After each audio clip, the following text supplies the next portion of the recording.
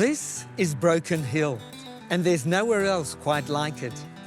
It's a true Australian outback city in every sense. Broken Hill is a living, breathing time capsule where the great mining prosperity of yesteryear blends seamlessly with a modern, thriving city located in a sprawling desert landscape. Historically considered to be one of Australia's boom towns, the city has been referred to by a number of different names, the most common being the Silver City, in honour of the discovery of silver ore in the area that led to the opening of several mines. Also sometimes known as the capital of the outback, Broken Hill has a rich history of mining and is considered to be Australia's longest-running mining town. The town area was named by the Australian explorer Charles Sturt in 1844.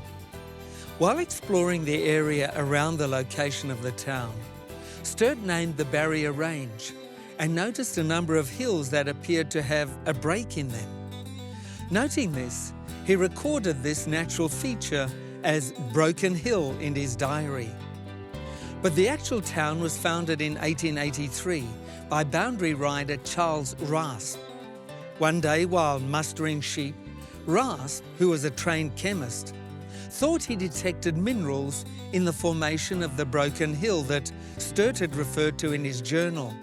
Teaming up with local contractors, Raspe took out a mining lease on a part of Broken Hill and sank a small mining shaft into the ground. Before long, he was joined by several other men, forming a syndicate of 7, whose monuments stand in the heart of Broken Hill today. Finally, after a year of hard prospecting, they found significant quantities of silver. In order to mine the silver, the syndicate incorporated a new company, the Broken Hill Proprietary Company, which would go on to manage the mine and operates today as BHP Billiton, the world's largest resource company. 20,000 tonnes of silver and more than 50 million tonnes of lead and zinc have been extracted from more than 200 million tonnes of ore in the BHP mines, making it the largest and richest deposit of silver, lead and zinc in the world. But it's come at a cost.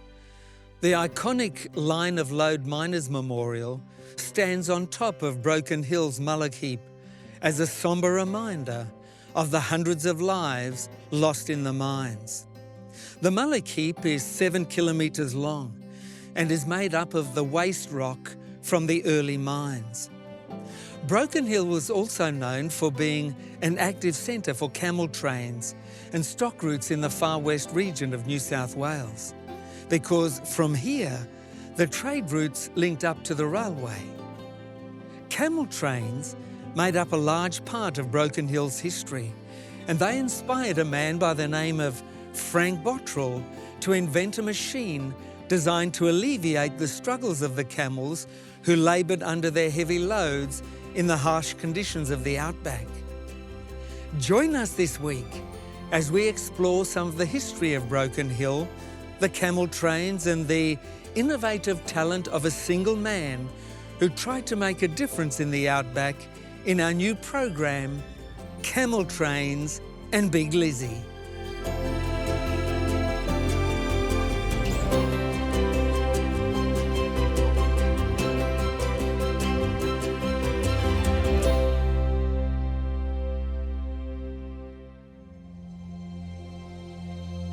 Today, the word camel train has become synonymous with getting to isolated and inaccessible parts of the Australian outback. A camel train consisted of 20 to 80 camels, carrying food and supplies to isolated settlements and surveying and construction teams in remote areas. Between 1850 and 1900, over 20,000 camels were imported to Australia from different parts of the world. With the camels came cameleers, men who were skilled in handling and driving the animals over vast swathes of desert. The cameleers came from a variety of different countries, ranging from Egypt and Persia right down to Afghanistan and India. All of these cameleers, regardless of their nationality, were referred to as Afghans, though in actual fact, very few of them were from Afghanistan. There's a monument right in the very heart of the Sturt Park Reserve in Broken Hill that commemorates the centenary of the Afghan Cameleers trek and recognises the significant contribution that the Cameleers made to the development of inland Australia. The first major inland expedition to use camels as the main form of transportation was when Burke and Wills set out to cross the continent from south to north in 1860. At the time, the Victorian government imported 24 camels from India for the expedition. While ordering the camels to help with the expedition, the Victorian Exploration Committee also understood that without the help of experienced camel drivers, the animals would be comparatively useless. With this in mind, a small group of cameleers arrived in Port Melbourne in June of 1860, set to help guide and manage the camels alongside the other members of the expeditionary team. The relative success with using camels during the Burke and Wills expedition opened the door for more animals to be imported. In fact, the Burke and Wills expedition wasn't the only time camels were used to explore the interior of the continent. At least 7 other exploratory expeditions made use of camel trains and cameleers as they ventured out to new frontiers in Central Australia. From 1860 onwards, camels were used to service Australia's inland pastoral industry. With a growing number of cattle and sheep stations dotting vast swathes of the outback, camel trains were used to transport goods and wool bales throughout the territory. The camels were ideal for carrying goods in the desert. Their humps let them store up to 36 kilos of fat, which they can live off for weeks and even months. And they can travel long distances without water. When a camel finally does find water, it can drink up to 150 litres in one go. A bull camel in good condition could carry up to 600 kilos, and camel trains could cover 40 kilometres a day. Camels are affectionate by nature, and if you are lucky, they'll even give you a kiss. Come on, Delilah, give us a kiss. In addition to being indispensable to ferrying goods out into remote parts of Central Australia, camel trains were also used in important construction projects in areas of the continent that didn't have adequate transportation links. After the construction of the railway network in the outback, and with the advent of motor vehicles, Afghan camel trains became redundant, and many of the camel drivers or cameleers returned to their homelands. Most of the camels were released into the wild, where they thrived and multiplied. Today, Australia has the largest camel herd in the world. There are about 1 million camels roaming wild in the Red Centre and Outback Australia. Along the various camel train routes, Broken Hill was an important destination. Not only was it a flourishing mining town, which offered ample opportunity for trade, it was also strategically located in an area where stock routes and camel train routes linked up with rail transport. Being a mining boomtown, Broken Hill attracted people from all parts of the country, eager to find work. Among those who came to the mines looking for work in the 1880s was Frank Bottrill. Bottrill, who had trained as an engineer and draftsman, found work driving and maintaining the steam engines in the mines. While working in Broken Hill, he came into contact with the camel trains in the area. Bottrill watched the camels labour under their heavy loads of woolen supplies, sweltering and grunting beneath an unforgiving Australian sun. The terrain was rough, and the expectations of the Cameleers was high, often leaving the animals foaming and struggling. Camels were the best and only option, but even they were struggling. Being an engineer and an innovator, Bottrill thought that a traction engine could easily carry the bales of wool and other merchandise. He reasoned that this would alleviate some of the load placed upon the camels. Struck with the idea, Bottrill decided to buy a traction engine and drive it to Broken Hill himself. At the time, Bottrill was still in his teens, with all the unflagging fervour and idealism of youth fueling his goal. Born in Adelaide in 1871, Frank Bottrill moved to Munter at a young age, and when he was old enough, took up an apprenticeship with a local blacksmith. Before long, he was studying other trades as well, which is how he came to dabble in engineering and drafting. He found work in the mines at Munter and Wallaroo, where he earned a certificate as a steam engine driver. It was this certificate that enabled him to find work at the mines in Broken Hill. Thoroughly inspired by his idea to buy a traction engine and drive it to Broken Hill, Bottrill solicited help from his relatives and managed to buy a traction engine in 1889. He then made the long drive from Morgan in South Australia to Broken Hill. It was a strenuous and often discouraging journey. More times than he could count, Frank's machine got bogged in the sand drifts and he had to dig it out, which was a back-breaking and time-consuming endeavour. Finally, when his water supplies began to dwindle, Frank abandoned the engine and hiked to the nearest town. During his long trek back to civilization, instead of being crushed by his failure, Frank began to dream up a bigger and better machine that could navigate the unforgiving terrain more efficiently than a camel and the traction engine he had just abandoned. It was then that his idea for the Dreadnought was born. Later on, while working in the Tintinara district in South Australia, clearing scrub, Frank watched tractors skidding and losing traction on the sandy soil. Watching these machines, he began to crystallise an idea which he patented in 1906.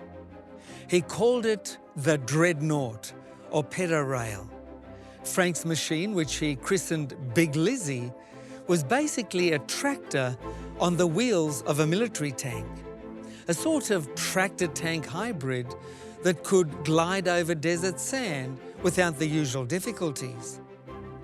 While Frank was further perfecting his ideas for the Dreadnought, he underwent a significant turning point in his personal life.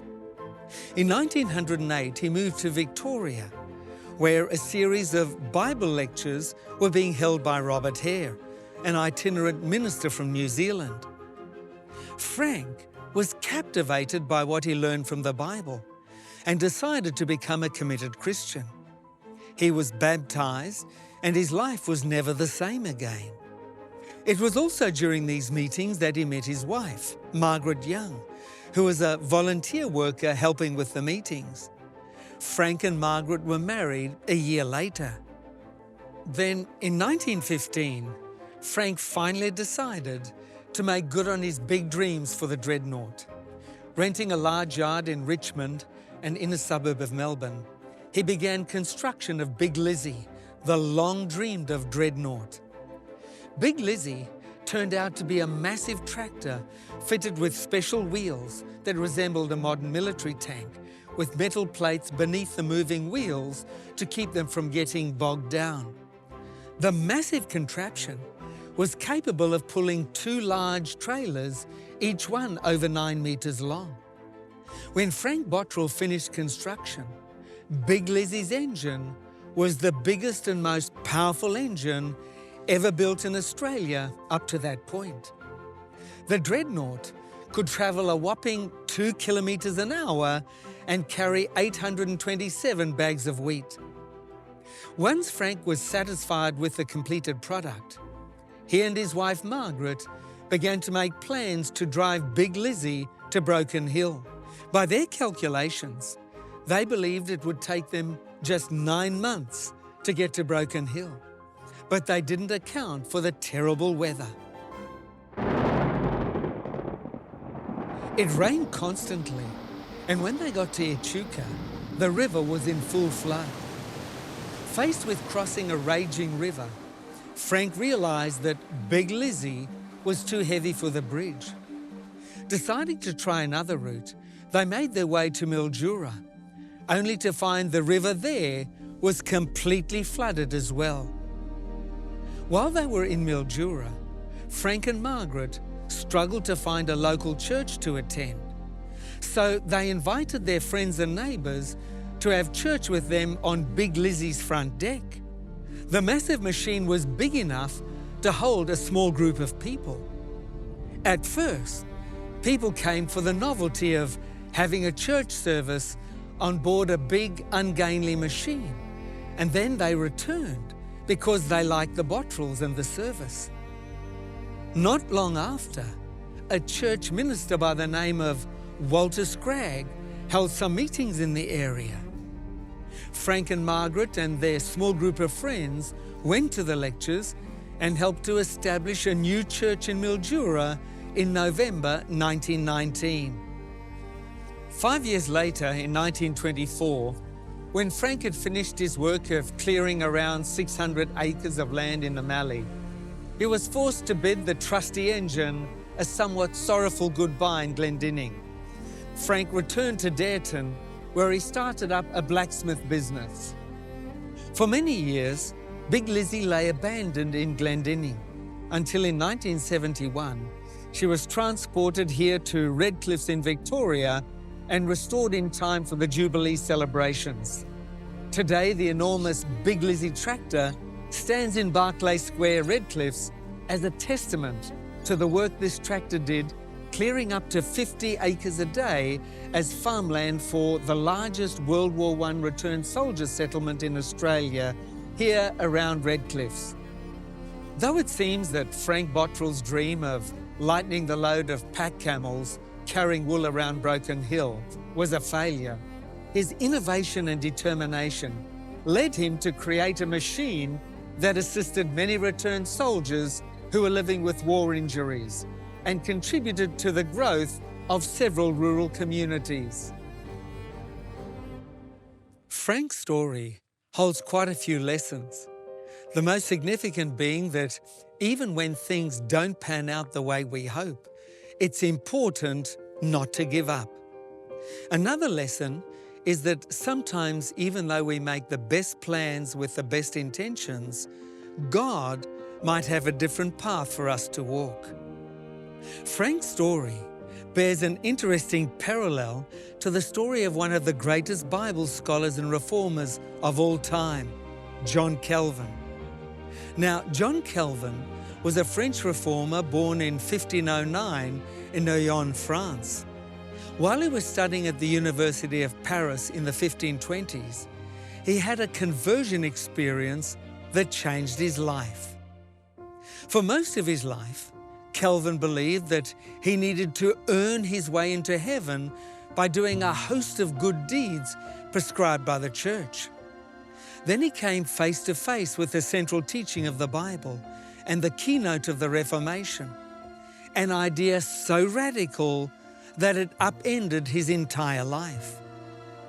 Calvin was confronted with the biblical truth that salvation is a free gift from God, not earned or bought, but rather accepted by faith, by believing in Jesus. When Calvin fully grasped this truth, it changed his life and set him on a course that was both radical and dangerous. Determined to share the good news of salvation by faith with the people of his own country, Calvin embarked on a determined campaign. He went from house to house in Paris, giving Bible studies to whoever was willing to listen. Bit by bit, the people he worked with began to accept the good news he shared. But Calvin wanted to do more. He could see how the Reformation was making giant leaps in other countries like Germany, but it seemed to be moving quite slowly in France. Finally, in 1533, he enlisted the help of one of his closest friends, Nicholas Cop, who was rector, another name for vice-chancellor of the Sorbonne, or the University of Paris. As head of the most powerful university in France, Nicholas Cop had access to opportunities that Calvin did not. The two young men hatched a plot to share the central truth of the Bible, salvation by faith, during Nicholas's inaugural address as rector on the 1st of November 1533. Unfortunately, their plans didn't pan out in the way they had hoped. The clergy of the church of the day did not want to hear that their prescribed methods for Christianity and faith were unbiblical, and so they tried to capture both Calvin and Cop and burn them at the stake for heresy. Calvin was warned by his friends that guards were on their way to his dorm room to arrest him, and he was forced to lower himself out of his window using his bedsheets and then escape out of France with nothing more than the clothes on his back. But this failed attempt didn't deter him. After some time away from home, Calvin came back. He was determined to be a missionary for God in France and to spread the news of what Jesus offered to everyone who would listen. But once again, religious unrest against these new teachings forced Calvin and many other reform-minded Christians to flee France, this time for good. After wandering through Strasbourg, Calvin made his way to Switzerland, where he ended up settling in Geneva. But his heart still cried out for France. Even though he did good work in Geneva, sharing the Bible and establishing Geneva as the first model city of the Reformation, Calvin longed to accomplish what he had always envisioned, winning France for the Reformation and Bible truth. Eventually, in 1559, John Calvin established a training school for young men. The purpose of the school was to train young men to be missionaries and pastors and to take the truths of the Reformation back to France. As a result of this training school, hundreds of young Protestant men crossed the border into France and began to share the good news. Together, they established over 2,000 churches all across the country. Today, Calvin's training school is known as the University of Geneva, one of the oldest and most respected universities in Europe. The most interesting part of Calvin's story is this. He had a vision and plans to establish the Reformation in France through his own efforts. But God had different plans for both France and him. Instead of staying in France and establishing the work himself, Calvin was forced to flee and settle in Geneva. Instead of preaching in France himself, Calvin ended up establishing a school that trained preachers. Instead of planting Protestant churches in France himself, Calvin sent hundreds of missionaries into France who established a whole network of churches. Sometimes our best-laid plans seem to end in failure, but we should never be discouraged. In the Bible book of Proverbs, in chapter 16 and verse 9, it says, "A man's heart plans his way, but the Lord directs his steps." This was true in the case of Frank Bottrill and in the case of John Calvin, and it's also true for us. Often in life, we will make plans and dream dreams that sometimes seem to fall apart in a heap of ruins. Even our best-laid plans can sometimes buckle under the weight of unforeseen circumstances and bad timing.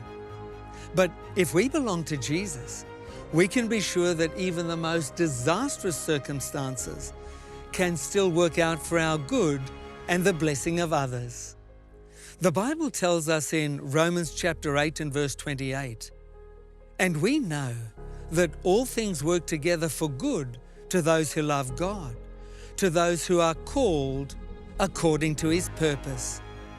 When we give our lives to God, we can be sure that He can take our best laid plans and turn them into something better. What set both Frank Bottrill and John Calvin apart was their faith. Instead of allowing their setbacks and failures to crush them, they continued down the path that God had opened for them, fully trusting that He would accomplish His purpose for their lives.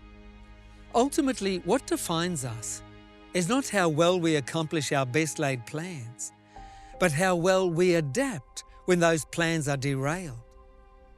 Proverbs chapter 3 and verses 5 and 6 says, "Trust in the Lord with all your heart, and lean not on your own understanding. In all your ways acknowledge Him, and He will direct your paths."